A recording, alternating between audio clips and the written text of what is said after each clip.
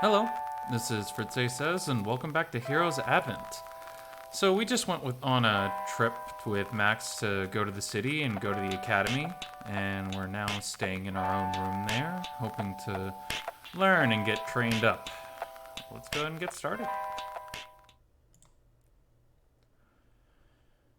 You changed into your shorts and flopped back onto the bed. Too exhausted to do anything else, you fell asleep the moment your head hit the pillow.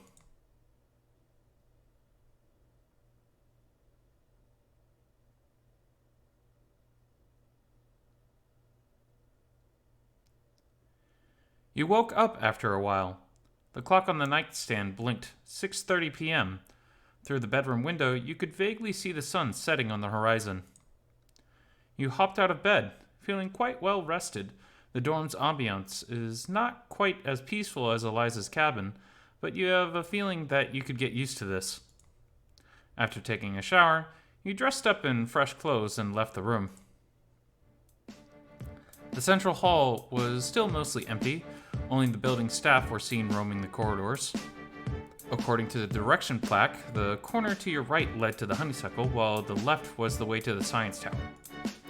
You already feel quite hungry, but doing some exploring around the guilds also seemed fun. Where would you like to go first? Let's go to the honeysuckle. I should go get something to eat. Can't really explore on an empty stomach. You followed the directions along the hallways. The tavern was already booming with laughter and singing when you got there. There's a lot of people here. Oh, it's the weekends, of course. You can already see familiar faces after squeezing through the groups out front. Max, Cody! You called for them as you approached the bar. Oh, good evening, Dave. You're just in time for dinner. Yeah, I can't wait. What have you two been doing? Oh, we're just catching up. Max just told me that you're the hero from the prophecy, eh? Hero in training, Cody. Hero in training. Max said amid his chuckling, taking a sip from his mug. Right, and you're still eating, Max. You took a seat next to him. Just having some light meal after the main course. Max said as he took a bite of what looked to be like a crispy wonton. That looks good.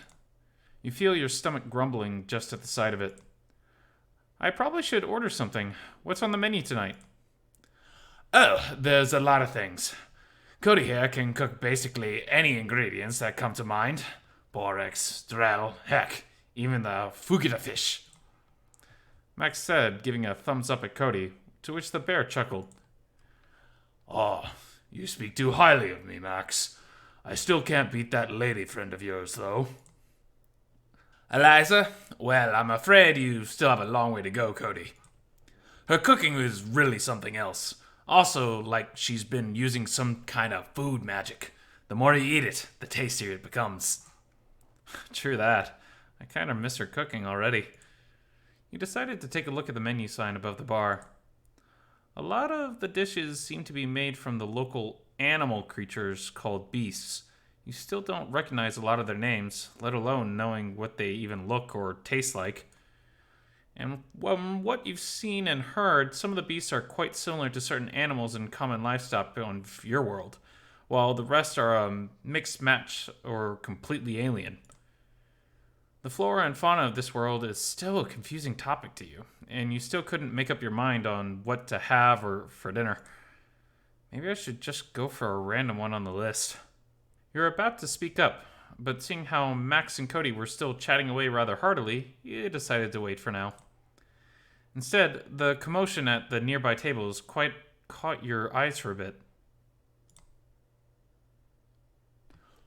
Dave? Cody snapped you out of your trance. Hey now. Please don't starve yourself trying to go through the entire menu. Oh, you're right. Well, do you have any recommendations then? All of this is making me even hungrier. Hang in there, Dave. If choosing is too hard, you could always go for my usuals. Bouvlau steak, medium rare. Max gave you a shoulder pat, his eyes gleaming at that last. Oh, you and your steak. Well, you can certainly go for that, or you could also try the chef's special. Chef special? What's that? You asked, and Cody suddenly leaned across the counter closer to your face. It's a secret. You have to find out on your own, He whispered with a wink. I see. You blushed a bit at the gesture, pretending to read the menu as you hesitated for a moment. So, what'll it be? What should I choose? I'm gonna go with the steak. Let's go with Max. I'll have Max's usuals, please. Alright, 1 buffalo steak, coming right up. And with that, Cody left the bar. Ha! I knew you'd had good taste, Dave. Max gave you another shoulder pat as he grinned. Cody makes the best steak around these parts, so don't worry, you won't regret it. Guess I'll take your word for it. From the counter, you could vaguely see Cody preparing the meal in the kitchen area further in. And even from what little you glimpsed, you could tell that the bear was not messing around when he called himself the head chef. The sizzling in the kitchen clashed with the hectic ambiance of the tavern, and soon enough the enticing aroma of a delicious meal permeated the bar. Cody returned with the dish after a few minutes, and your mouth was already watering from anticipation. Here you go. The bear placed the plate before you when you heard more hollering from one of the crowds on the other side. Excuse me. Looks like I have some other patrons to tend to. I'll be right back. Enjoy your meal. It smells delicious. You licked your lips at the thought. The dish turned out to be strikingly similar to a normal beef steak, only bigger and chunkier. You took another whiff just for reference. It smelled quite the same too. Were it served with some mashed potatoes and sautéed vegetables, you would be very convinced that this was just a regular steak. You grabbed a knife, and much to your surprise, the steak was quite tender, seeing how the knife went through it like butter. It was cooked to perfect medium rare as advertised too. You took a moment to admire the cut, your keen nose picking up the delicious smell of roasted garlic, herbs, and butter, all of which made you salivate even more. Yep, now you see why this is my usuals. Max nodded at you knowingly. Well, what are you waiting for? Dig in before it gets cold. With a nod, you decided to take a bite. Oh, it's amazing. You hardly had to chew at all as the meat melted against your tongue. The initial taste was quite gamey, but the combination of spices Cody used somehow turned the flavor into a delicious savory one instead. Among the richness of the steak and the butter was a hint of sweetness, spiciness, and citrusy aftertaste. Whoa, could this be the sauce? Your eyes widened from excitement as the entire range of different flavors came at you all at once. They clashed and yet meshed together almost in harmony. It was so good you had to stop yourself from tearing up too much. You tried to savor every last bit of the meal, but before you knew it, your plate was already empty, like someone else just snagged the juicy steak away from you. Whoa, slow down there, Dave. Max chuckled as you tried to lick the plate clean after slurping down the sauce. I can't help it. It's so freaking delicious. You went on until you were convinced the plate was squeaky clean. Done. As you put your plate down, you realized Cody had been eyeing you this whole time. The bear winked at you before tending to the customers, and you felt your face getting a little red. You chatted with Max for a while until Cody finally returned. Welcome back, Max said, lifting his probably empty mug to greet the bear. Oh, well then. How did you enjoy the meal, Dave? It was great. I loved it. No kidding. I hadn't seen anyone down in the whole dish so fast in a while now. Oh yeah, Cody! You saw Max tossing a coin from his pouch, to which the bear caught it almost perfectly. For Dave's dinner. Oh, sure. Thanks, Max. You noticed it was a gold coin, so that must have been quite expensive. I'm sorry for not keeping you company, boys. things really have gotten a bit hectic since one of the waiters left. Cody sat down by the counter to catch his breath. What about your other waiter? Oh, he's taking the day off. Said he had important events to attend to. The bear sighed. I could really use an extra hand around here. Cody then looked to you. Hey, maybe you can help me in between your training. Dave, what do you say? I don't know, Cody. There's still a lot of him to catch up on in order to become a proper mercenary. But it's totally up to you, Dave. We can still train once in a while, even if you've decided to help our chef here. Well, I guess I'll give it some thoughts later. I gotta go now, though. Oh, where are you going? I think I'll walk around a bit. Maybe go to the tower? Then you might want to give Alex's lab a visit. It's at the Magic Crystal Research Center on the 25th basement floor. Who knows if you might learn a thing too there. Hopefully I will. Well, I better get going. Thanks again for the food, Cody. You waved them goodbye as you squeezed your way back out of the tavern. To the tower. You quickly made your way through the back entrance of the main building. Under the street lamps and the grand archway of the tower soon came to view. On the way to the lobby, you noticed 2 lab people standing by the bulletin board outside. You decided to call the elevator right away. The guest lounge was rather empty aside from a few people in lab coats resting by the couches in silence. The elevator arrived almost right away.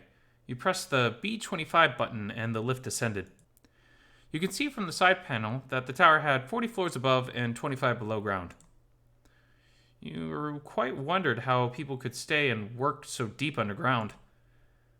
This felt like a long ride, but before you know it, the elevator came to a halt with a loud ding. You arrived at floor B25th, Magic Crystal Research Center. A female synthetic voice spoke from the side panel as you stepped out. You looked around a bit. You were at the main hall, judging by the small sign next to the elevator. Before you were several stools and chairs lined along the wall, and in the corner was what looked like a vending machine, though you can't see any snacks or drinks anywhere. To the right was a metallic door, which didn't seem to have a handle.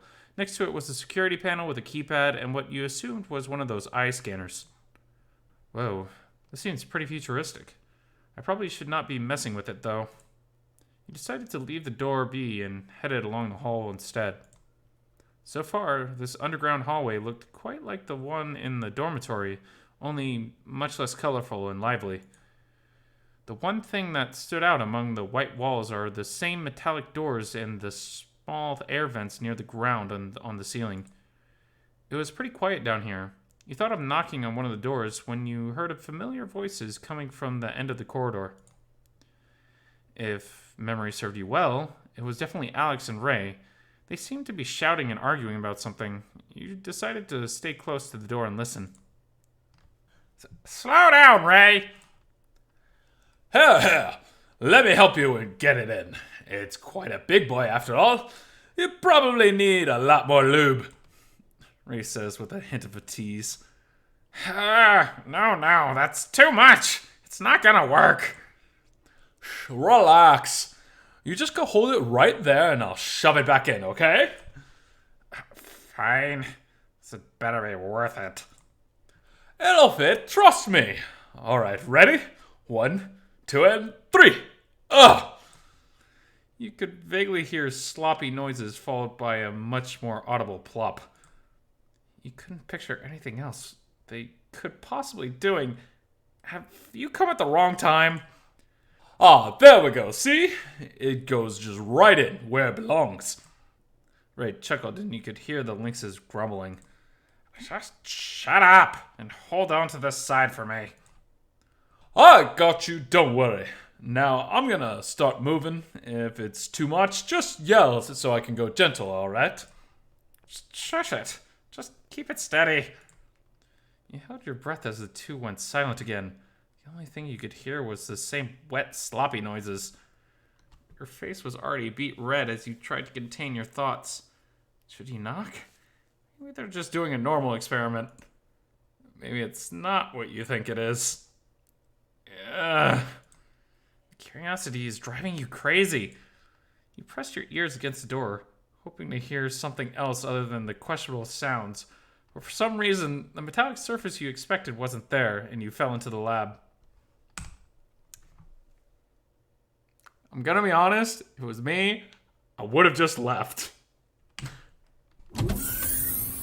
Yeah! Huh? What was that? Oh, did I forget to lock the door again? Dave, what are you doing here? I'm sorry. I didn't mean to disturb you guys. You became a muttering mess as the dragon approached. I'll leave right away. You okay, Dave? Calm down. We were just working on this magic piston for a while. Ray pointed to the workbench in the middle of the room, where Alex was holding a contraption shaped like a piston. As more translucent oil got poured into the main tube, the piston seemed to operate on its own, making the same sloppy noises you heard. So that's what it was. You muttered to yourself as you stood back up. Who is it, Ray? Alex said, still tinkering with the device. It's Dave. Dave who? The Lynx looked up from the desk and thought for a moment. Ah, the sacrificial lamb. Of course, what are you doing here? Well, Max told me to pay you guys a visit. Maybe I could learn a thing or two by helping around? Yeah, right. As if I even had time to kill. The Lynx worked on the device a little bit before finally looking at you. Listen, I'm a very busy man. Unless it's something very urgent, you better leave. Aw, don't be so harsh on him, Alex. Why don't you come in and have a seat, Dave? Hey, hold it right there, Ray. What did I say about bringing other people into my private space?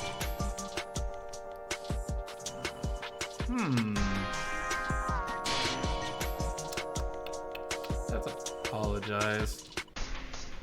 I'm sorry, Alex. I'll leave you be if that's what you want. Oh, trust me. That would be a wonderful right now. Okay. He turned around to leave the lab when Ray raised his voice. Ah, come on, Alex. You're just being mean again. This was probably the first time you've seen him this frustrated. Are you seriously just gonna lock yourself in the lab? When was the last time you even left the tower? And just look at this place. The dragon gestured around the lab. From the tools and equipment messily scattered around the place, too many sheets of paper and photos pinned against the walls and the whiteboards. There's just nothing but work, work, and work. If I would probably go insane on my own. And you would too without me around. Don't be so dramatic, Ray. They're still my official assistant. Oh, yeah, him? Festin, right? You could seriously call him your lab assistant, when the only thing he does is making coffee and doing paperwork at the guest lounge for you. You somewhat expected the Lynx to make a snarky retort, but instead he just remained silent. Or did you send him off again as always? You gotta stop pushing others away like that, Alex. They just want to be helpful.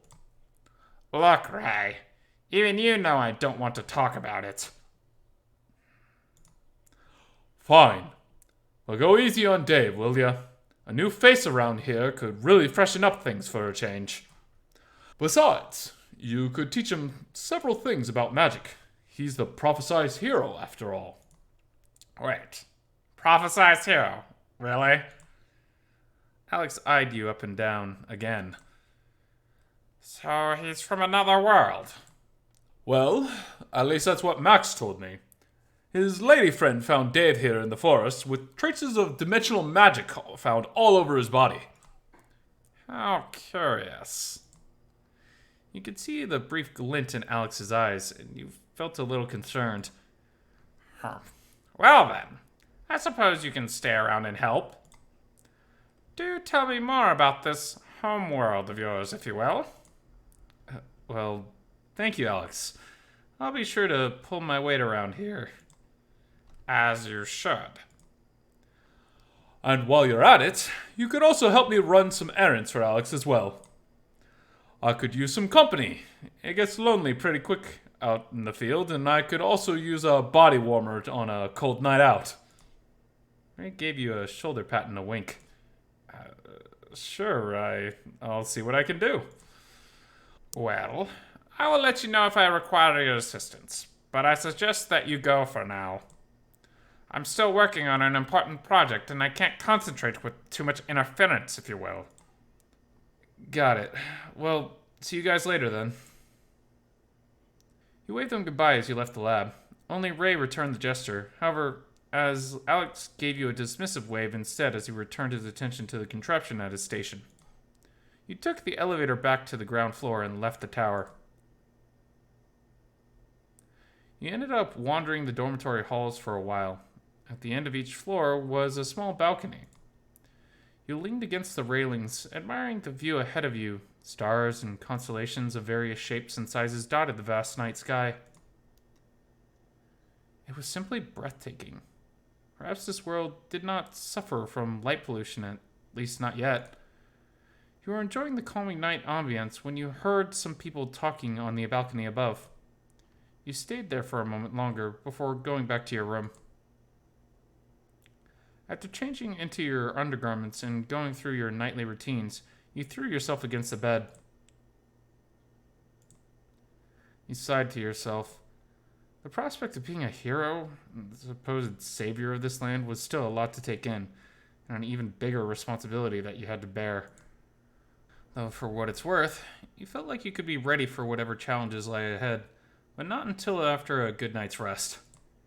You eventually dozed off after letting your mind wander back to the events throughout the day.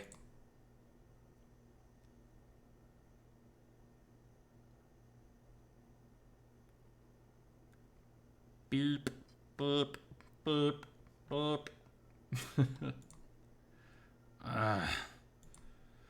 Clock alarm slowly pulled you from your sleep as you stuffed your head beneath the pillow. Just 5 more minutes, Eliza. I promise. Eliza? Oh, right. I'm at the dorm now.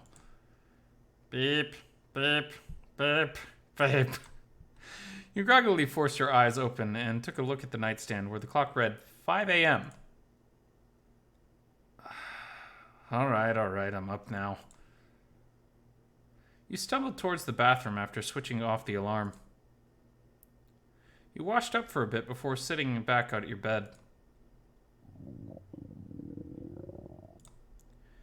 You already felt quite hungry. You wandered to the pantry and looked around it for a bit. Fortunately, there was nothing in the shelves and cupboards, and the search only made your stomach growl louder. You sighed to yourself. To think you were getting used to being woken up every morning with meals ready at the table.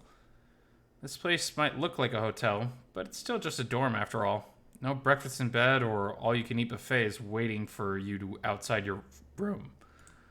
You do remember that you can get food at the Honeysuckle, so you decided to change into your usual outfit and headed there for now. The place was not as rowdy as last evening, and certainly a lot tidier too. You could already see the waiter taking orders from a bunch of hungry mercenaries, while Cody himself was going back and forth between the kitchen and the back rooms. He's already so busy at this hour. It was about 5:30 when you got there, and you wondered if Cody had even had enough sleep with such an early opening time. You decided to sit down at the same bar when Cody happened to pass by. Oh, Dave, good morning. Good morning, Cody. You promptly greeted the bear. Judging from his apron and kitchen gloves, he must still be in the middle of something. I take it you're here for the free meal, yes? He nodded as the bear took some jars from the nearby shelves. Do wait for a bit. I'll get to you in a moment. With that, he headed back to the kitchen. After a few minutes, he returned with a bowl and a small plate of sliced fruits. There you go. This should set you right up for the morning. Thanks, Cody. You're welcome. Now, if you'll excuse me, I still got a bit of work to do. We can chat at later hours, perhaps. Before you could say much, he already left the bar to tend to the other patrons who just arrived. Huh. You looked at the bowl, which turned out to be oat cereal with milk. And you can't help feeling taken aback. This is such a far cry from the delicious meal you had last time. But beggars can't be choosers, as they say. You finished up the meal after a moment, already thinking of ordering some actual food next time around. But that would probably cost a lot. Looks like you really do have to pull your weight around here before you could afford fancy things like that. You might give the matter more thought, but that's neither here nor there. You briefly wondered what you should do for the day. You could catch up with Max for a start. Maybe visiting Alex's lab again, or accompany Ray on his errands. You could also help Cody around the tavern. Seems like you got some options after all. So, who would it be? And we're gonna stop there for now, because it's choice time. Or at least I'm assuming this is where you get to pick a route. Yeah. So you guys look forward to the start of it next time. Have a nice day. Ciao.